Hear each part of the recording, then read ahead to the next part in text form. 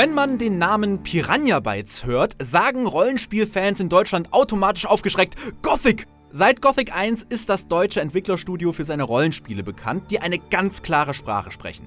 Geerdet, dreckig und sehr atmosphärisch. Mit Elex hat man das Konzept in ein Science-Fantasy-Universum verfrachtet mit Breitschwert und Plasmagewehr. Das bekommt jetzt seinen Nachfolger. Wir haben endlich erstes Gameplay zu sehen bekommen und können sagen, ja, Elex 2 hat das Potenzial, seinen Vorgänger zu überflügeln, wie es damals schon Gothic 2 getan hat.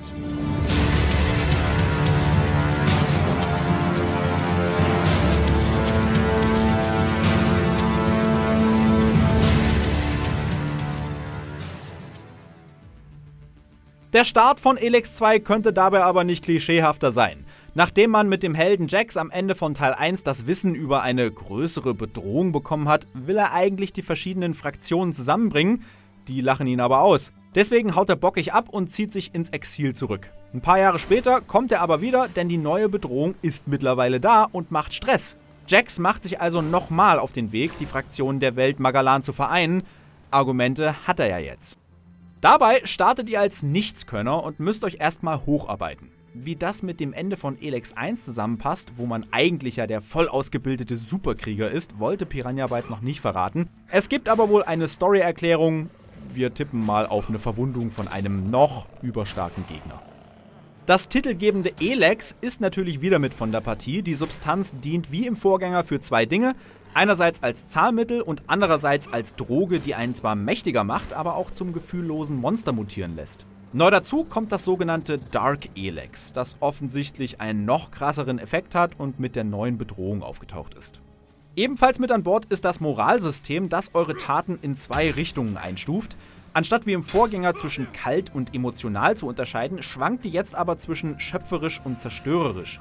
Killt ihr beispielsweise friedliche Tiere, klingelt's dann im Zerstörungspunktekonto. Aufträge und Quests bekommt ihr wieder von NPCs, die ihrem geregelten Tagesablauf nachgehen. Die Dialoge sind dabei wie gewohnt ruppig und glaubwürdig und unser Handeln hat Konsequenzen. Wenn uns die Torwache jetzt nicht ins obere Viertel lassen will, können wir da trotzdem versuchen reinzukommen.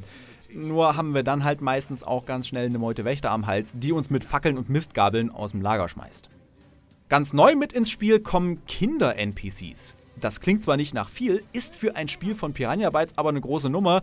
Die Entwickler haben sich in der Vergangenheit ja immer schwer getan, von ihrer reinen Männerwelt loszukommen. Deswegen wird dieser Meilenstein auch gleich zelebriert. Kinder stehen nicht nur in der Welt rum, sie haben auch Quests und der Held ist selber Vater. Neben der Geschichte rund um die große Bedrohung bekommen wir also auch noch eine Nebenhandlung, die sich um Jacks Sohn dreht. Die Kinder kann man übrigens nicht angreifen. Elex 2 zielt auf eine USK-Freigabe ab 12 ab. Warum erzähle ich das? Weil es da tatsächlich Fragen im Fanforum World of Elex gab. Eingebettet ist das Ganze in eine große Open World, die sich frei erkunden lässt. Die Spielwelt besteht teilweise aus bekannten und neuen Locations. Die alten Gebiete sollen aber massiv überarbeitet und verändert werden. Die Wüste Tavar aus dem Vorgänger ist jetzt beispielsweise wieder grün und lebendig. Vielleicht kommen euch die Kuppelgebäude hier ja noch ein bisschen bekannt vor. Insgesamt wird die Spielwelt in etwa so groß wie Elex 1. Piranha Bytes rechtfertigt dieses Recyceln damit, dass sie dafür ein atmosphärisch und storytechnisch wesentlich dichteres Spiel abliefern wollen. Das begrüßen wir sehr, schließlich leben gerade Piranha Bytes Spiele von der dichten Atmo. Gothic 2 hat vom teilweisen Weltenrecycling damals enorm profitiert. Die Früchte dieser Arbeit sieht man schon bei den Fraktionen, die im Spiel auf euch warten. Wie immer schließt man sich einer von denen an, die anderen werden dann verschlossen. Bisher standen euch klassischerweise 3 Stück zur Verfügung. Mit Elex 2 schraubt Piranha Bytes die Anzahl hoch und bietet euch 5 verschiedene Fraktionen zum Anschließen. Obendrauf kommt noch eine 6. Fraktion, die laut Aussage der Entwickler aber ein spezieller Fall sein wird. Natürlich werdet ihr auch abseits der Fraktionen im Spiel eine Menge zu tun bekommen. Alles in allem soll ein Spieldurchlauf ungefähr 60 Stunden Spielzeit bieten. Das ist etwas länger als im Vorgänger. Durch die höhere Anzahl an Fraktionen steigert sich gleichzeitig aber auch der Wiederspielwert enorm. Piranha Bytes legt in der Story großen Wert darauf, dass ihr auch im späteren Spielverlauf noch genug zu tun habt. Dabei helfen mehr spezielle Fraktionsquests und auch die Storys eurer Begleiter sind jetzt länger. Großen Wert legt das Studio auf die Erkundung. Wie in Elex 1 habt ihr wieder einen Raketengürtel umgeschnallt. Dem geht diesmal aber nicht mehr nach 5 Sekunden der Saft aus. Nach ein paar Upgrades sollt ihr in Elex 2 sogar unbegrenzt herumdüsen können. Das macht die Erkundung sehr viel freier. Wir hoffen nur, dass es dadurch nicht zu leicht wird. Es war im Vorgänger schon ein Erfolgserlebnis, sich mit dem begrenzten Jetpack auf ein Hochhaus zu quälen, um da was Schönes zu finden. Neben den Charakteren und der Spielwelt macht das Kampfsystem die heilige Dreifaltigkeit der Rollenspiele voll. Selbstverständlich zieht ihr euren Gegnern regelmäßig mit dem Breitschwert den Scheitel neu oder ballert sie einfach über den Haufen. Wie gewohnt entscheidet ihr, worauf ihr euch spezialisieren wollt. Dabei bewegt sich Piranha Bytes an den klassischen Charakterklassen: Nahkämpfer, Fernkämpfer, Magier und Langfinger oder irgendwas dazwischen. Das Arsenal reicht vom Breitschwert übers Plasmagewehr bis zum Feuerregenzauber. Damit die Kämpfe fluffig von der Hand gehen, wurde das Kampfsystem stark überarbeitet. Während Elex eher auf das Verketten von Kombos setzt, wird Teil 2 direkteres Feedback liefern. Drückt ihr die Angriffstaste kurz, macht Jax einen kurzen Angriff. Und haltet ihr sie länger, holt ihr halt jeweils weiter aus. Ihr könnt also genauer timen, wann ihr zuschlagt. Dazu kommt der neue Luftkampf. Da ihr mit dem Jetpack agiler seid, sind es die Monster auch und attackieren euch gern mal von oben. Das entschärft hoffentlich die Anzahl der Bodengegner. In Elex 1 konnten Monster nicht fliegen, mussten ja aber trotzdem für Jetpack-Benutzer gefährlich bleiben. Und deswegen hatten die immer so eine komische Fernattacke. Das hat sich aber extrem angeflanscht angefühlt und obendrauf haben sie auch noch Millimeter genau getroffen. Das war also nicht so besonders gut gelöst. Einer der größten Aufreger an Elex kurz nach Release war aber das veränderte Charaktersystem. Während in vorherigen Spielen von Piranha Bytes die Attribute wie Stärke, Intelligenz, Geschicklichkeit auch direkte Auswirkungen auf die Fähigkeiten haben, ist das System in Elex auf die Waffen getrimmt. Das hatte zur Folge, dass beispielsweise das Stärke-Attribut zum reinen Zahlenwert verkommt, der irgendwann einfach nur eine Waffe mit mehr Schaden freischaltet. Wir haben bei Piranha Bytes nachgefragt und geben Entwarnung: Das Team hat aufs Feedback gehört. Elex 2 gibt den Attributen wieder mehr Gewicht. Wer seine Stärke steigert, haut auch mit der gleichen Axt ein bisschen doller zu.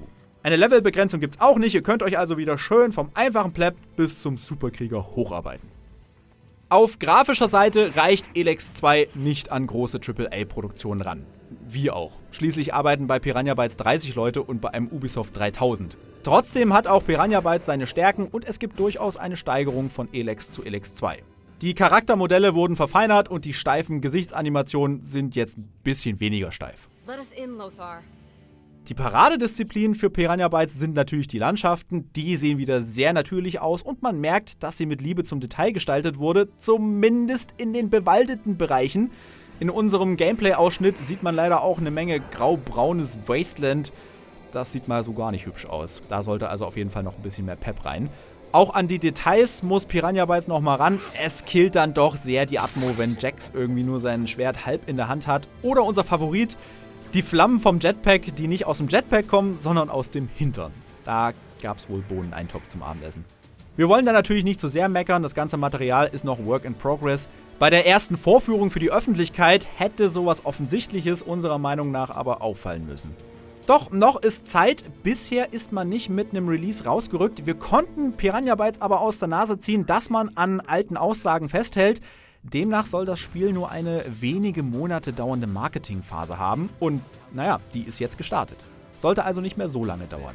Elex 2 kommt dann für PC, PS4, Xbox One, PS5 und Xbox Series. Was sagt ihr zu Elex 2 und welche Neuerungen oder Verbesserungen zum Vorgänger wünscht ihr euch noch? Schreibt's in die Kommentare, lasst uns außerdem ein Like und ein Abo da, das unterstützt uns und für alle Infos zu euren Lieblingsspielen checkt pcgames.de.